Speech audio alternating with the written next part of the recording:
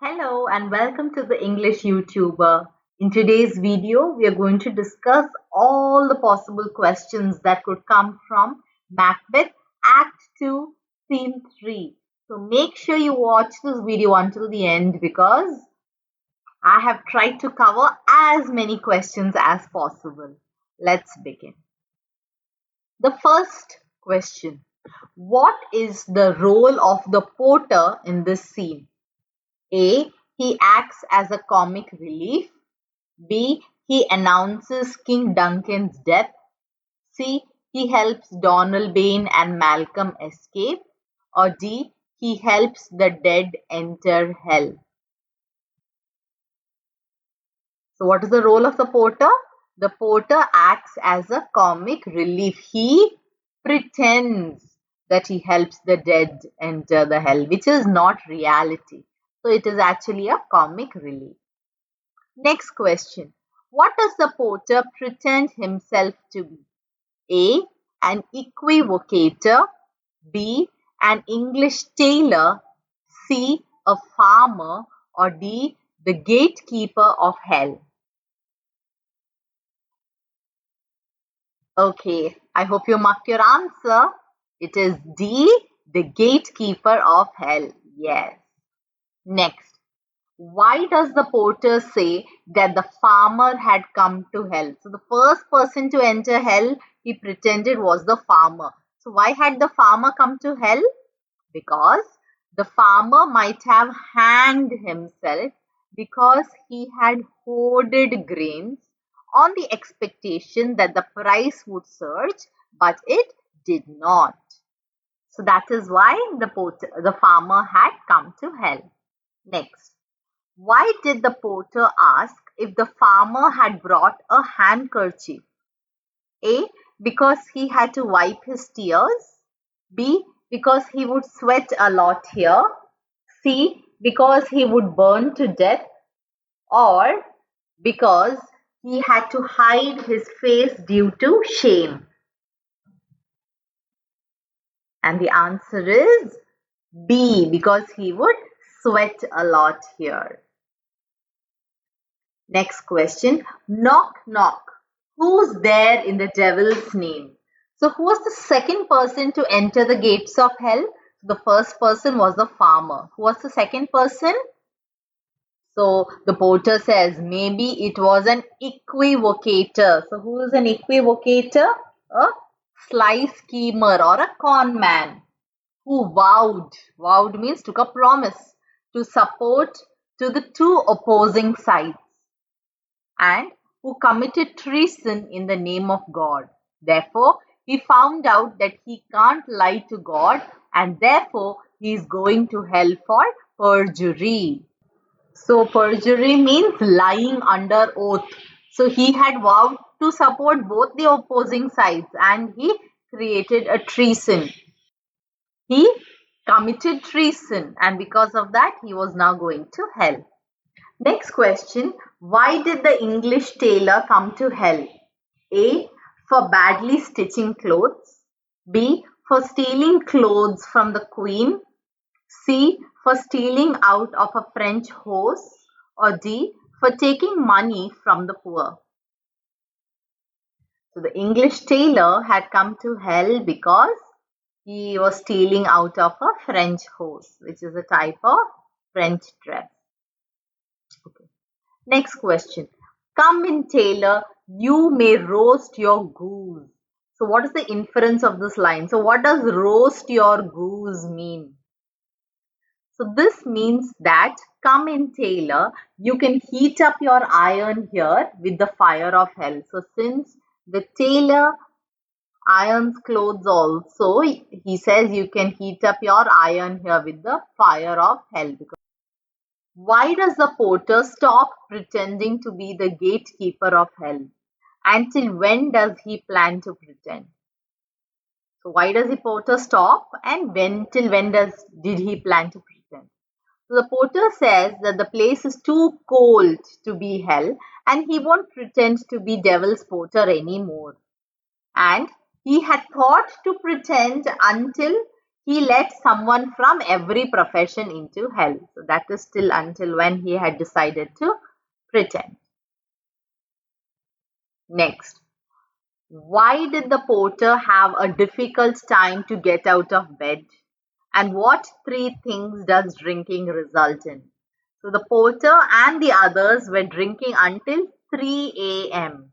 and drinking results in three things. So what are the three things? Firstly, nose painting. So what does nose painting mean?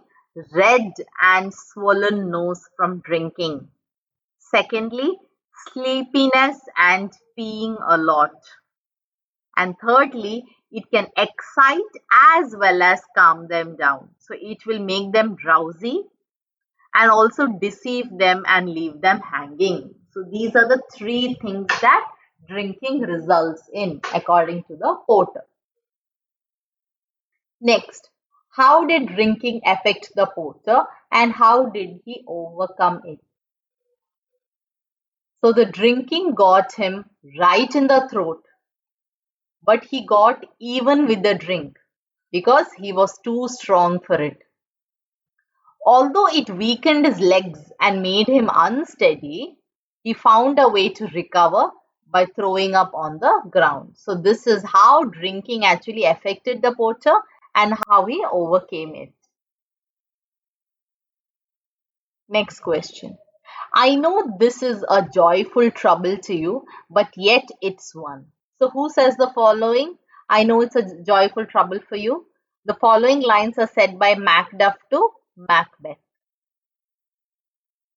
What does the listener reply in return? So listener here is Macbeth.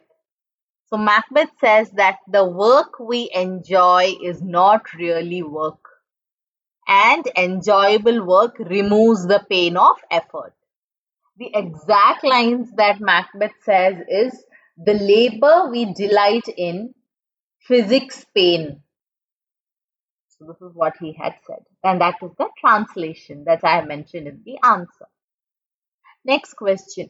Who finally goes to wake King Duncan? So does Macbeth go or does Macduff go? So Macduff finally goes to wake Duncan because he says that it is his job and that he has only limited service. So he would like to do that himself. Lennox talks about the night filled with turmoil. What all does he describe? Again, important question. So first, Lennox describes the night to be wild and unruly. And when they lay sleeping, the winds howled and their chimneys were blown down. That's the first point. The second point is people heard lamenting or grief in the air and terrible prophecies of fire and chaos happening specially for this terrible time. The next is the owl, which is the omen of death. It hooted all night. And the fourth one, there is the rumor that the earth was feverish and that it shook. So please pause the video and learn this answer because it is important. Next question. How does Macbeth react to Lennox's description of the wild and chaotic night? A. He denies it. B. He calls it divine intervention. C. He calls it his imagination. Or D. He agrees it was a rough night. So I hope you know the answer. It is D. He agrees that it was a rough night. Next, what does Macduff ask Banquo, Donalbain, and Malcolm, who are sleeping, to do? So what does he ask them to do? He asks them to shake off the sleep, which is death's counterfeit, or which fakes like it is death, and to wake up and look at death itself, and to look at the image of doomsday. So it seemed like that day was doomsday. Also to get up from their beds as if they were rising from their own graves and walk like ghosts to come witness this horror. This is also important. Macduff asking them to wake up. So please learn this answer as well. Next, why does Macduff say horror, horror, horror? Tongues nor heart cannot conceive nor name thee. A. Because he witnessed Macbeth murdering the king. B. Because he saw Donalbain and Malcolm flee from the palace. C. Because he saw that the king had been murdered. D. He saw the Chamberlain smeared with blood. So he says that because he saw that the king had been murdered. What does Macduff say has happened, and what reference of Lord's anointed temple does he give? So Macduff says that chaos has made his masterpiece, and the most sacrilegious murder has taken place in God's temple and stolen the life out of it. So this is what he says. The next question, what is Gorgon? A. Three sisters who could turn anyone who look at them into stone. B. A deep gorge from where one could never return. C. The hell of fire where sinners burn to death. Or D. None of the above. So what is Gorgon? I had explained in the video. It is A. Three sisters who could turn anyone who look at them into stone. Why does Macduff say, approach the chamber and go destroy your sight with a new Gorgon? Why does he say that? He says, go into the chamber and see a sight that will make you freeze with horror, just like how a Gorgon would turn you into stone and make you immobile. So even the sight, it will make you immobile, make you freeze, and like you are turned into stone. When Lady Macbeth enquires about what has happened, which among these does Macduff not mention to her?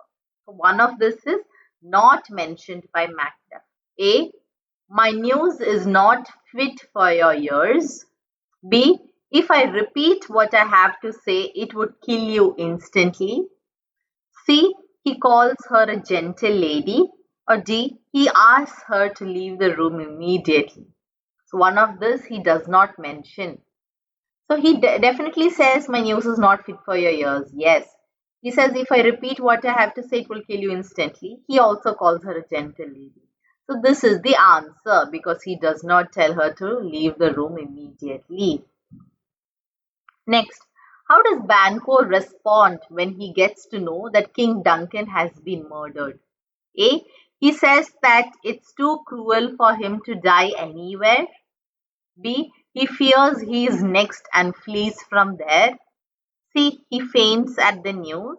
Or D. He asks Macduff to contradict himself and say it is not true. So when Lady Macbeth says, what? He has died in our house? So Macbeth says, it is too cruel for him to die anywhere. And then he asks Macduff to contradict himself and say that what he had said is not true. So both A and D is the correct answer. Next, when the death of Duncan is mentioned to everyone, how does Macbeth react? And why does he say that if he had died an hour before, he would have lived a blessed life? Again, important question. So please pay attention and learn this answer by heart. So Macbeth says that if he had died an hour before, he would have lived a blessed life. And from this moment on, there is nothing worth living for. Everything is as meaningless as toys. Means everything that which was once considered important is trivial or useless. And the king, who is graceful and who is renowned, is dead. The wine is poured and the richness of life or existence is destroyed by murder. Next, the spring, the head, the fountain of your blood is stopped. So what does it mean? So it means that the source from where your royal blood comes has been stopped. So these words are said by Macbeth when Donalbain asks what is wrong. Okay, what sight did Lennox see in the king's bedchamber, or what did he narrate about what he saw?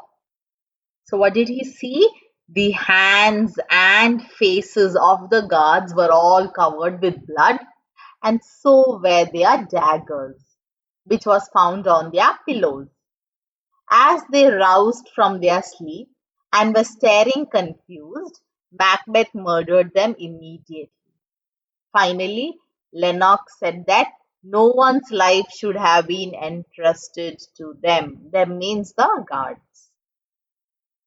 So this is what he saw when he went into the king's chamber. Next, what did Macbeth repent doing? A. Killing the Chamberlains out of fury. B. Plotting against Duncan. C. Listening to Lady Macbeth. Or D. Not keeping the knife beside the Chamberlains after the murder. So what did he say he repent doing? Which is A. Killing the Chamberlains out of fury. The next question. The expedition, my violent love outrun the pauser, reason. What does this line mean?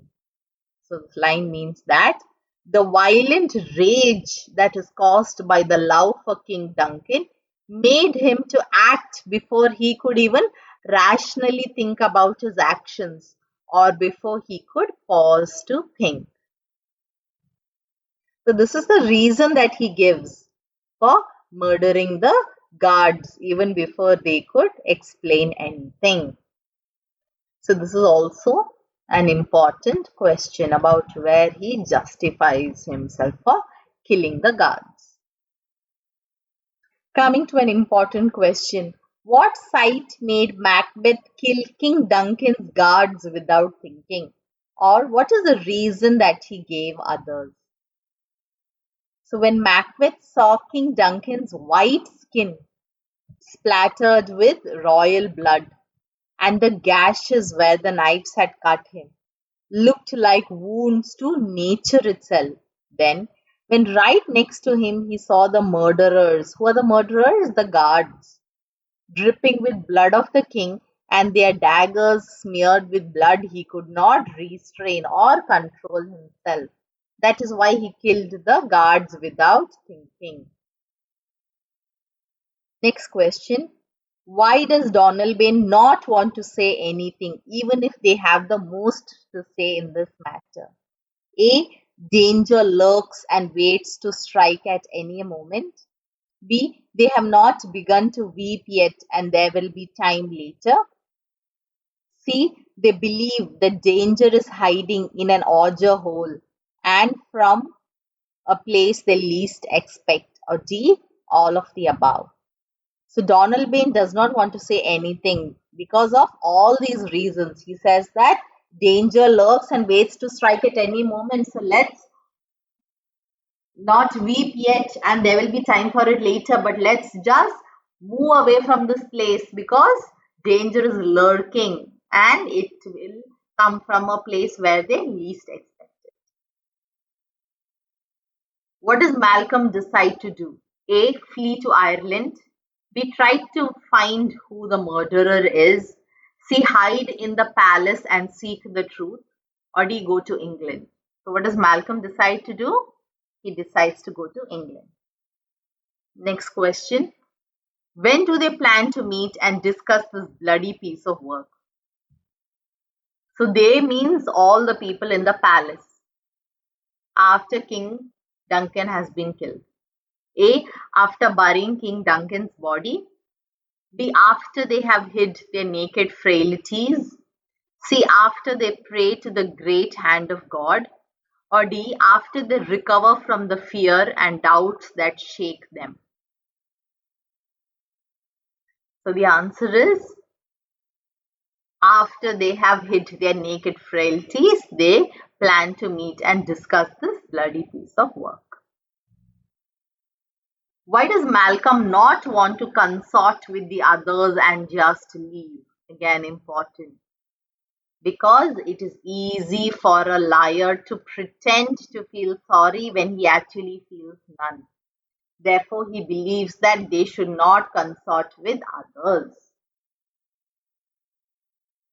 What, according to Donalbain, shall keep them safe? So, if Malcolm goes to England and Donalbain goes to Ireland, they will be safer if they go their separate ways. So, if they are away or apart from each other, they are going to be safer. And wherever they go, there will be men smiling at us, but hiding with daggers, and the ones closest to us will be most likely to murder us. And also because they are the closest to the king, so they are in greatest danger to be murdered.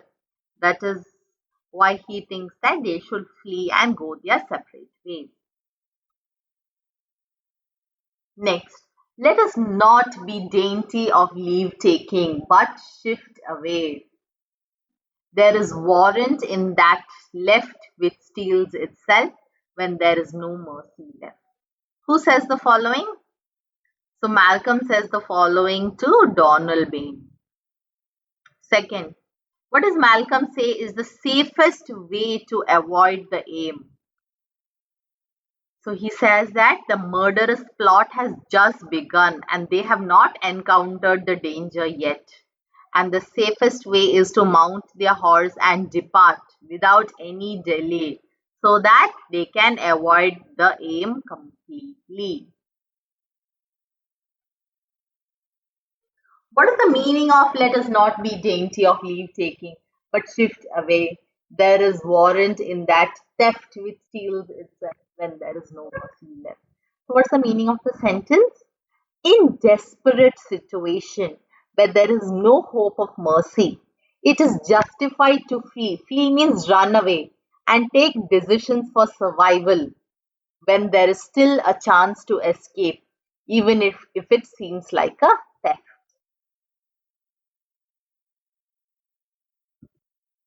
Next question. Who discovers King Duncan's body? Is it A. Macduff, B. Lennox, C. Malcolm, or D. Banquo? So King Duncan's body is discovered by Macduff. Yes. What theme is depicted in the line, "There's dagger in men's smile"? A. Ambition, B. Fate, C. Danger, or D. Deception?